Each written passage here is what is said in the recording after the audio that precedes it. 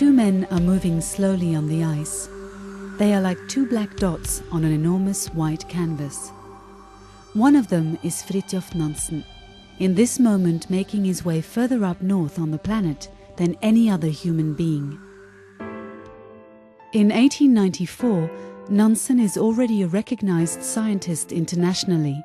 He is celebrated for his work and for his will to challenge established ideas. But he is an impatient man, a quality more suited for changing the world than exploring the Arctic. After 400 years, Norway becomes an independent nation. The year is 1905 and Fridtjof Nansen has left the ice for diplomacy. Now he is entering a new arena as Norway's first ambassador to London. With his ever-disturbing impatience, Nansen escalates from national symbol to an internationalist. As the end of World War I revealed indescribable sufferings, Fridtjof Nansen became a front figure for the world's bad conscience.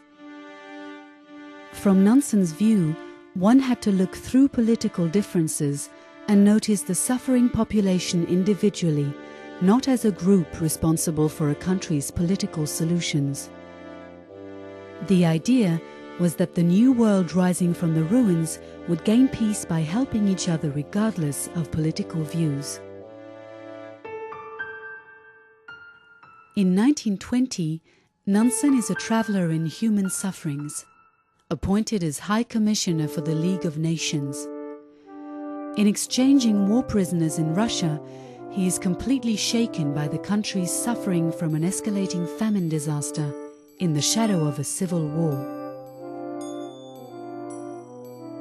Balancing suspicion from communist leaders with skepticism from European governments proved to be an exhausting challenge, experienced as tougher than surviving out on the ice.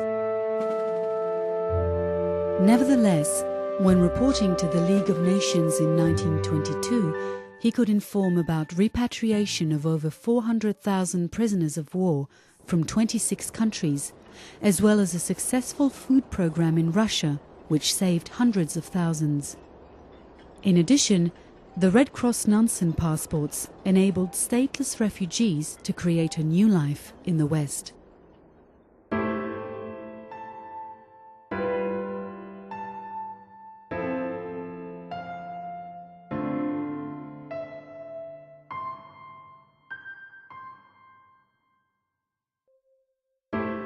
In December 1922, High Commissioner for Refugees Fridtjof Nansen awaits his receiving of the Nobel Peace Prize. He says, "It is truly so strange to me and beyond my comprehension how all this business of the Peace Prize has come about. For it was really entirely by chance that I was driven to take up this work, which was not mine." Both in the Greece-Turkey dispute and in Armenia, Nansen continued his work with securing conditions for refugees, constantly pleading for responsibility from the world leaders.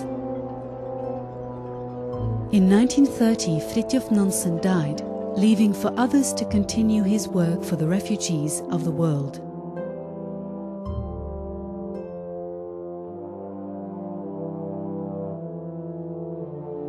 In the humanitarian spirit of Fridtjof Nansen, the first UN High Commissioner for Refugees, Van Heuven-Goedhart, instituted the Nansen Refugee Award in 1954. Recipients have been chosen from many different areas. Whatever their creed or origin, their age or their role in public life, they have one thing in common. They have put their efforts, time, minds and hearts into the pursuit of work for refugees.